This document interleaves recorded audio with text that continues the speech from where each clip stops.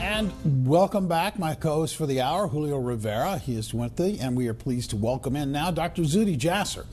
He is a retired U.S. Navy Lieutenant Commander. He is president of the American Islamic Forum for Democracy, and he's author of the book Battle for the Soul of Islam, an American Islam's Patriots Fight to Save His Faith. Dr. Jasser, always good to see you. Thank you. It's great to be with you. Thanks for having me back. No. You are a show favorite, so you're always going to be back.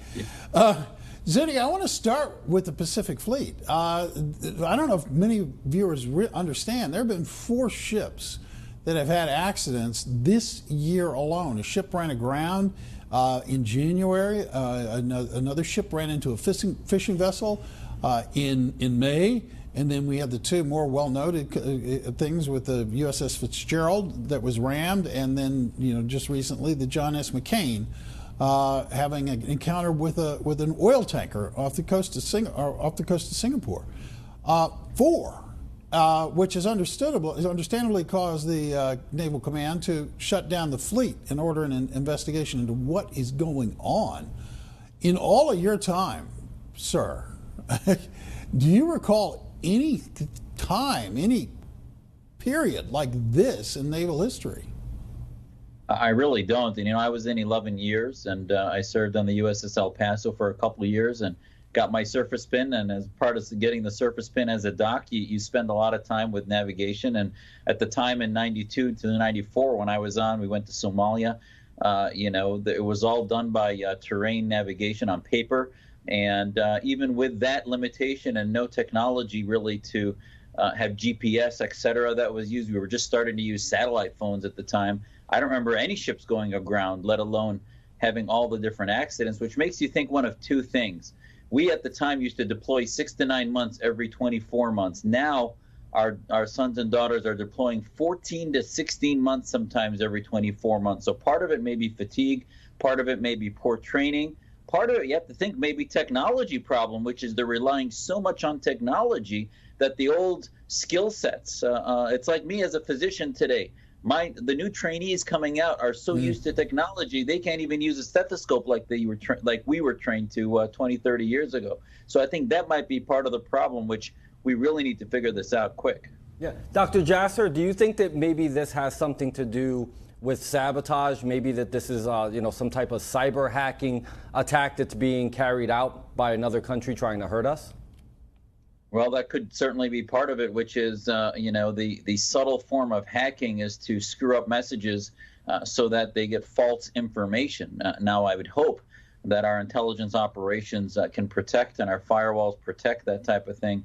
But as we saw with the North Korean hacking of Sony Studios and others, there are many avenues that can be used to threaten our databases. And I hope quickly, not only do they find out what's going on, but the rest of Americans are reassured and are notified as to exactly what the cause has been. Because whatever the problem, be it data, be it training, we need to know so that we can fix the deeper issue. Because now you have Secretary Mattis and our Chief of Staff, Kelly, and others. A lot of military folks are with the Trump administration, and I think will respond very well to make sure our troops are war ready.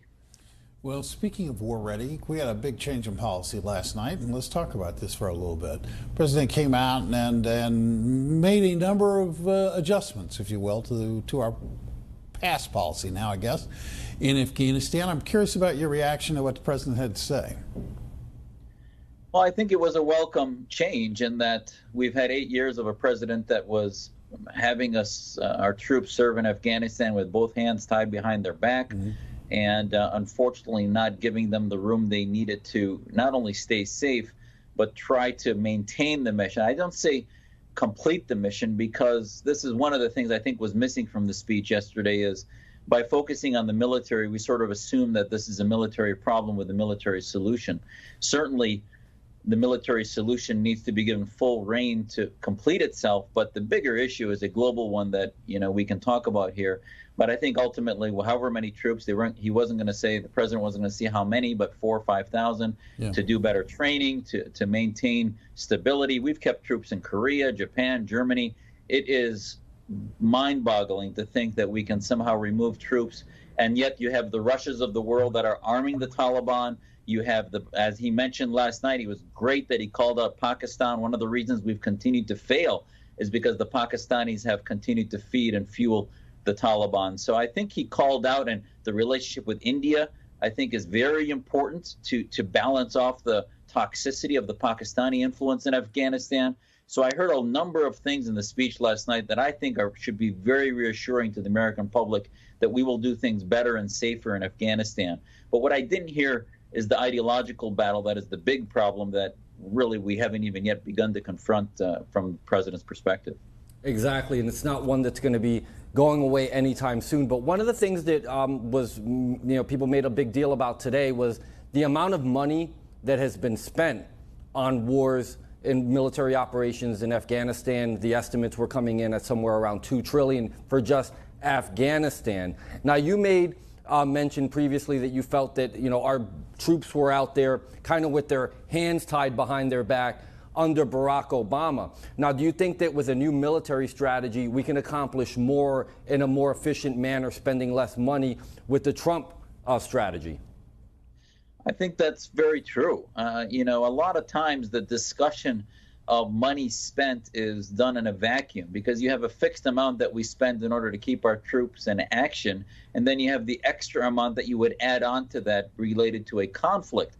Now, if we stopped spending any money and withdrew everything out of Afghanistan, we would still obviously have the spending on intelligence operations globally and other things, and we'd see the threats. So what do you do about those threats? As Russia and Iran and others continue to fill vacuums, the vacuums of the Arab awakening are going to continue to broaden.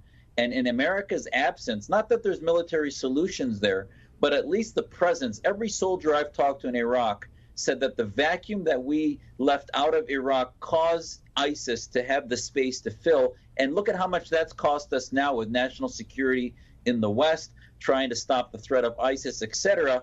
People aren't balancing the cost that could have possibly saved by spending a little extra in northern Iraq and not having had the ISIS threat that we have now in the West. It's interesting. One thing I didn't hear, and I realized this upon reflection, Dr. Jesser, is that he never used the word or phrase radical Islamist. He never named the enemy there.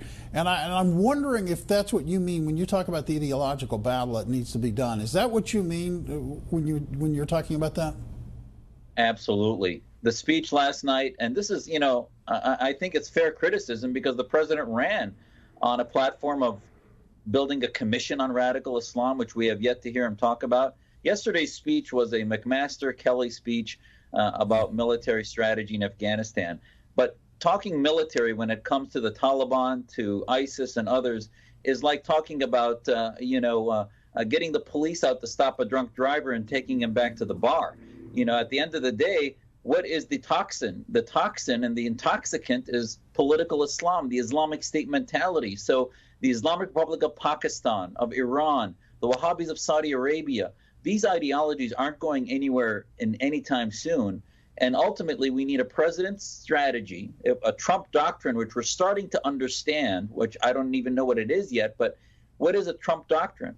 If the Trump doctrine is about fighting political Islam or radical Islam, then we need to set expectations for Americans in the way we did in the Cold War. I don't think anyone in the 50s and 60s expected the Cold War to be over in 5 years. So I think ultimately we need to set expectations that this is a long war. We need to reinvigorate sort of radio-free Islam, radio-free Saudi Arabia, Afghanistan, et cetera, to begin to weigh in this battle of ideas and help, not nation building. I agree with him. That's a failure. Yeah. But advancing what I call muscular liberalism is important, because if we don't advance the ideas of liberty, the world's not going to sit around and say, okay, we'll leave you alone. They're going to advance the ideas of global caliphism, of Russia's hegemony in the region, of Iran's hegemony.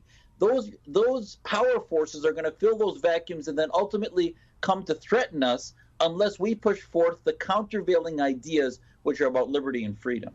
Well, let's say that the Trump doctrine is to combat all that, as you stated. So do you see this really with the long-term game, trying to figure out how they're going to contain Iran, that they have to go in this direction first and make sure that they neutralize any uprising in Afghanistan?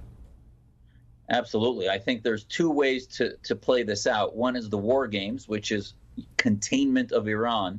Containment of Iran, I think President Trump has been getting less credit than he should, which is that simple attack we did on that airway in Syria after that chemical weapons move was probably one of the most significant moves, in that it told the Iranians, it told the Russians, and especially Assad, that they're not going to get away with things. Red lines mean something. And I think ultimately Syria has become a client state of Iran, but the Iranians are continuing to push whatever envelopes they can. And I think they have a president now that is giving the military the room to do what it needs to make sure that the regional threat of Iran is not going to continue to press. And we have diplomatically shored up our relationship with the Arab Sunni governments, in some ways I think too much, but at least stability-wise in the region in the short term militarily, we did it in a way that will replace some of the stability that we lost when Obama tilted towards Iran. Long term, I think I'd like to see more of the disruptive President Trump, who was anti-establishment, push back against the Islamic establishment in Afghanistan, Saudi Arabia, etc., rather than simply cozy up to the Islamist establishment, which will only continue to wreak more havoc. You only have a minute for this answer, and I apologize for making this the last question. But by being successful in Afghanistan, is there any chance it's going to thwart the kinds of things like we saw this week in Barcelona? That's a great question. I think Barcelona is happening because ISIS sees itself being squeezed in Syria and Iraq. I do think that taking away their territorial areas where they have the ability to launch platforms of strategic threats does weaken them, but it won't take away the threat. No, Barcelona will continue to happen because they want Muslims in the West to feel uncomfortable in liberty and freedom and tilt more towards wanting to establish Islamic states. And, you know, that long-term battle is something we're going to be in for the next generation and will continue to be fought at the front lines, not only in Afghanistan, but in London and Barcelona and in San Bernardino in America. Yeah, it is a long fight, and it's a real fight. Thank you so much, Dr. Jasser. It's always great to have you on. Appreciate your thoughts. Thank you. Anytime. Thanks. You betcha. Coming up next, syndicated columnist Ruben Navarrete Jr. will be here to discuss why President Trump should not be blamed for rising racial tensions. It'll be an interesting conversation because President Trump is not a man that Ruben Navarrete necessarily has a whole lot of affection for. So it'll be an interesting conversation. Race on